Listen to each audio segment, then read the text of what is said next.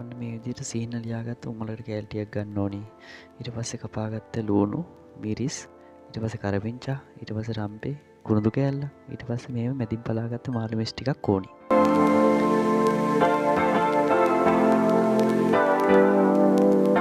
භාජනයක් අරගෙන අපි අර ලියාගත්ත උමලකට කෑලි ටික දාගන්නවා, ලූණු කෑලි ටික, කරපිංචා කෑලි ටික, ඊට පස්සේ මිරිස් කෑලි ටික දාගන්නවා. මේ අපි ඇතුළට දාන පහේ මිශ්‍රණය තමයි මේ හදාගන්න හදන්නේ.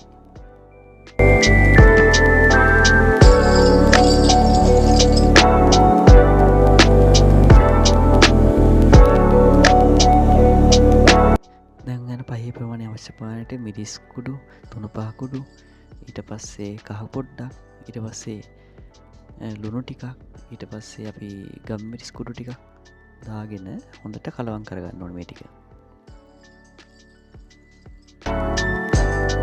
මේද කලවම් කරලා පස්සේ අපි මාළු මිස් එකින් එක අරගෙන මෙන්න මේ විදිහට පුරව ගන්නවා. මාළු මිස් ප්‍රමාණය හැබැයි මීට වඩා පොඩි ප්‍රමාණයක් පොඩි සයිස් මාළු මිස් තමයි මේකට හරියන්නේ. දිග වැඩිමත් නැති වෙන්න. මෙන්න මේ ප්‍රමාණෙත් පොඩ්ඩක් ටිකක් දිග වැඩි.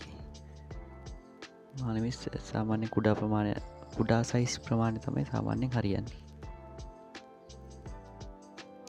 ඔන්න ඔය ආකාරයට පුරවගෙන ඊට පස්සේ තාච්චිය ලිපේ දාලා තෙල් ටිකක් දා ගන්නවා අපි.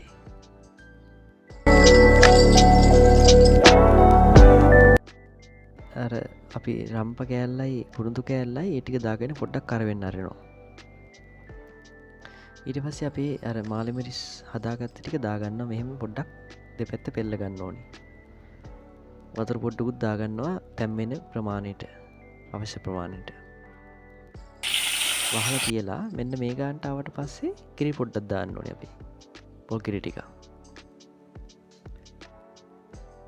හරි ඔන්න පොඩ්ඩක් ඇඳි ගාගෙන වහලා තියන්න ඕනේ චුට්ටක් වෙලා. හරි. දැන් ඔන්න මේ පදමට ආව කියන්නේ අපිට කන්න පුළුවන්.